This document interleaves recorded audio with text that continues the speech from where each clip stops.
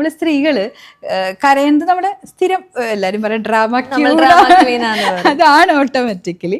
അതൊന്നാമത്തെ കാര്യം. രണ്ടാമത് നമ്മൾ എല്ലാ മാസവും ഈ പീരീഡ്സ് എന്ന് പറയുന്ന ഒരു കാര്യമുണ്ട്.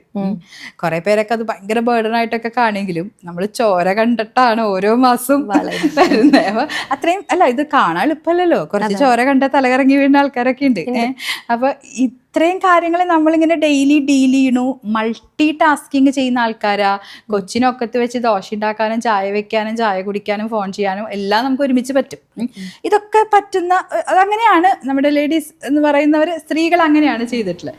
പക്ഷെ പുരുഷനെ സംബന്ധിച്ച് കരയരുത് എന്ന് പറഞ്ഞു കൊടുക്കുന്ന ഒരു ഉപദേശവും ഇമോഷൻസ് വന്നാൽ അത് സപ്രസ് ചെയ്യലും, അല്ലെങ്കിൽ ഇനി ഹൈലി പ്രൊഫൈലിൽ നിൽക്കുന്ന ഒരാൾ അയാൾക്കൊരു വിഷമം വന്നു കഴിഞ്ഞാൽ അയാൾ ചിലപ്പോൾ എല്ലാവരെയും അയാൾ ഹെൽപ്പ് ചെയ്യുന്ന ആളായിരിക്കാം. ഇപ്പോൾ മറ്റുള്ളവരെയൊക്കെ അയാൾ പ്രശ്നം വന്നാൽ സോൾവ് ചെയ്യും. പക്ഷെ അയാളുടെ സ്വയം പ്രശ്നം വരുമ്പോൾ ഇപ്പോൾ അയാളുടെ ഒരു ഫ്രണ്ടിൻ്റെ അടുത്ത് ചെന്ന് പറയാണ്, എനിക്കൊരു ബുദ്ധിമുട്ടുണ്ട്. അപ്പോൾ അവർ പറയാൻ എന്താണെന്നറിയോ, നിനക്കോ, നീ എന്താ പറയണേ, കുറുന്തോട്ടിക്ക് വാദോ, അതല്ലെങ്കിൽ നീ എല്ലാവരുടെ പ്രശ്നം ചെയ്യണതല്ലേ, ഇതൊന്നും ഒരു പ്രശ്നമല്ല നിനക്ക്. നമ്മൾ അവരുടെ പ്രശ്നം കേൾക്കുക പോലും ഇല്ല.